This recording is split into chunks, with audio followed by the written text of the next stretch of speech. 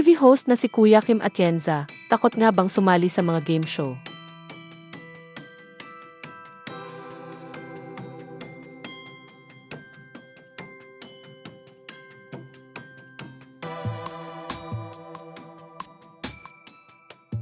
Naging guest ang TV host na si Kuya Kim Atienza sa vodcast na Your Honor. Doon ay tinanong siya kung may disadvantage ba ang pagiging matalino. Inilahad ni Kuya Kim sa naturang vodcast na may disadvantage ang pagtingin sa kanya ng mga tao bilang matalino na alam ang lahat. Inamin din niyang takot siyang sumali sa mga game show. Ayon sa kanya, nakailang pag-imbita si Dingdong Dantes sa kanya para sumali siya sa game show nito na Family Feud. Matatandaang sumali si Kuya Kim sa Family Feud noong 2023 kung saan kasama niya sa Team TikTok Clock sina Rabia Mateo, Faith Da Silva, at Jason Gainza noong araw na iyon. Anya, alam mo kung ano ang disadvantage. They expect you to be perfect all the time. I am not perfect. I'm human. Wala naman perpekto. Pero pag nagkamali ako, trending. Pag di ako nagkamali, normal matalino yan eh. Takot nga ako sumali ng mga game show eh.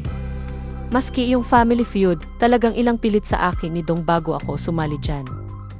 Dahil natatakot ako, dahil pag nagkamali ako, trending. Hindi pwede magkamali si Kuya Kim. Ibinahagi rin ni Kuya Kim na pangatlong taon na niya sa showbiz noon nang sumali siya sa isang game show ni Edu Manzano noong 2007.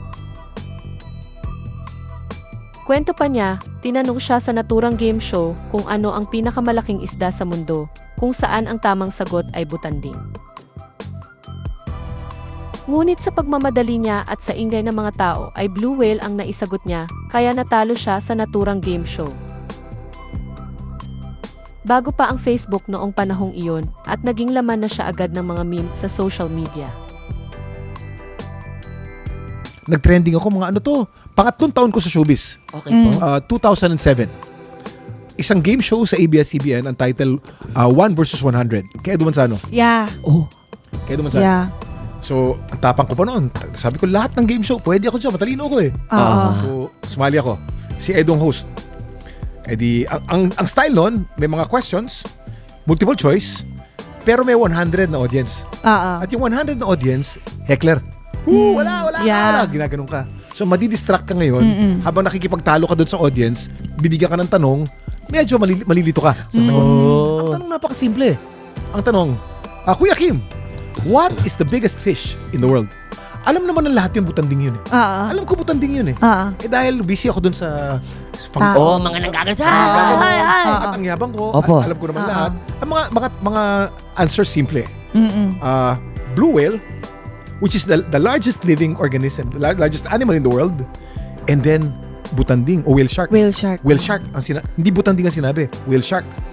So sabi ko shark, whale shark, alam mo 'yun. Pero sa pagmamadali ko, ang sagot ko blue whale. Is that the final answer, Kim? Kuya Kim? Final answer. Whale shark, blue whale. Nako, ito na. Natalo dun sa game show. Sabi ko, okay, mali. Bagong Facebook nun eh. Nako, tapos sa ilang araw, si Kuya Kim di naman matalino, yung butanding hindi alam. Lumabas sa mga meme.